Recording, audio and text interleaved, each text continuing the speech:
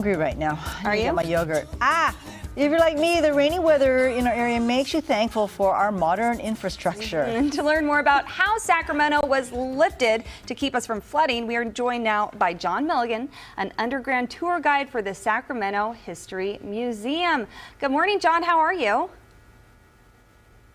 Good morning, Molly. Good morning, Tina. How are you? Hi. We're fantastic. Thank you. Now, Tina, I'm guessing you've taken this tour before in the underground tunnels, have you? Yeah, I like it. I love cool them. history. Cool history. Very cool history. And John, it's kind of topical right now because the reason for the tunnels is basically the weather, and the current weather is a lot like what it was back when they decided to raise the streets. Tell us a little bit about that. Yeah, so you're right. The weather that's coming right now and that has just passed us not that long ago is exactly like how it was during the 1850s and 1860s when Sacramento was going to be was raised up. So I'm going to go ahead and take you on down here. Okay.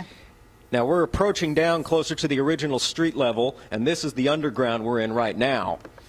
So now, street level Sacramento is right where you are. and flooding go hand in hand, and even after the city had been going on for about a year, on January 1850, the city flooded, put the whole city underwater for about a month. And then this kept on happening over the years. Just about every year, Sacramento from early 1850 up until about the winter of 1861 to 62 would have a really big flood. So they came up with a couple plans on how to do that. The first thing they did is they made the levees high to keep the river water out.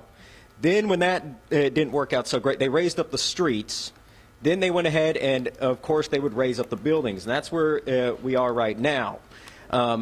During the flood of 1861 to 62, Sacramento would suffer its most devastating atmospheric river storm in the city's history that would put the city about 28 feet underwater. Wow. And Sacramento remained underwater for close to 4 months. But eventually, once the city had finally dried up, they decided they were going to raise up all the streets. Then they were going to go ahead and raise all the buildings with that, on top of which they were going to raise the levees. And they even went so far as to reroute the American River, which is why it sits where it does at Discovery Park. Oh, I see. Oh, okay. Huge undertaking. I mean, that must have been a lot of work, especially, more than a century ago.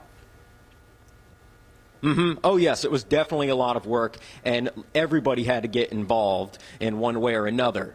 Now, a lot of the buildings were first raised up by usually the wealthiest men in town. This was a very expensive enterprise, and the city didn't have any money to contribute. So essentially every homeowner and business owner was on their own.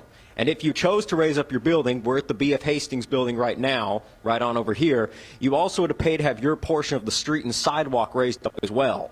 Oh, yikes.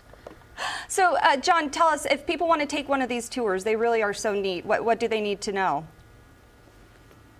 Well, you need to know that these tours are offered by the Sacramento History Museum. We offer the tours every day.